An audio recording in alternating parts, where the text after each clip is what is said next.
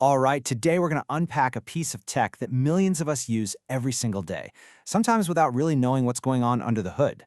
I'm talking about the Virtual Private Network, or VPN. We're going to look at what a VPN is, and then we're going to zero in on this really critical situation happening in India, where the whole point of a VPN is being put to the test. So let me just start with a kind of strange question. Is your internet connection a postcard? Now, stick with me here, because the answer tells you a whole lot about your privacy online and gets us right to the heart of why VPNs even exist in the first place. And here it is. Without a VPN, your connection is exactly like a postcard. Your internet service provider, your ISP, they can read the address, see who sent it, and get a good look at the message. But switch on a VPN? Well, your data isn't a postcard anymore. It's a package, sealed tight inside a locked armored truck. And nobody gets to peek inside. Okay, so this armored truck thing sounds pretty cool, right? But how does it actually work? Let's take a look at the mechanics behind how you can build this private road right in the middle of the very public internet. So here's the official textbook definition for you. A virtual private network is a service that builds a secure and private connection between your device, your phone, your laptop, whatever, and the huge world of the internet.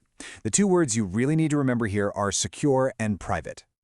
So, what does that actually look like in the real world? Well, most people use VPNs for three big reasons. First, for security, especially on public Wi-Fi. It stops people from snooping on you at the coffee shop. Second, for privacy from advertisers, who, let's be honest, are trying to track your every move. And third, to get access to stuff, bypassing those geo-blocks to watch streaming content from other countries. Okay, let's pop the hood and see what's really making this thing go. There are two key pieces of tech that power this digital armored truck. They're basically the secret sauce to how a VPN does what it does. First up, there's a process called tunneling, and it's pretty much what it sounds like. The VPN creates this secure encrypted tunnel from your computer to one of its servers. Your data then gets encapsulated, which is really just a fancy way of saying it gets wrapped up in extra layers of security. Then, boom, it's sent through that private tunnel, totally unreadable to anyone trying to spy on you. The second part of this magic trick is something called IP masking. See, every device that's online has a unique IP address. It's like its digital home address. What a VPN does is it hides your real IP address and swaps it out with one from its own server. So if you're sitting in Delhi, but you connect to a server in London, to the rest of the internet, it looks like you're browsing from the UK. Pretty cool, right? Okay, now that we've got the tech down, let's dive into where things get really interesting. We're going to focus on India now, which is home to one of the biggest communities of VPN users in the world. And a new government rule there has just thrown this whole idea of online privacy into chaos. And when I say it's a huge community, I'm not kidding. Back in 2021, India had over 270 million VPN users. That is one of the largest user bases on the entire planet. So we're not talking about some niche little tool here. This is a mainstream technology, which makes what's coming next so incredibly important.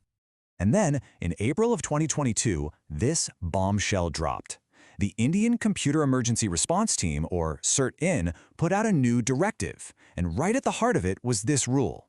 VPN providers have to collect and store a whole bunch of customer data for at least 5 years.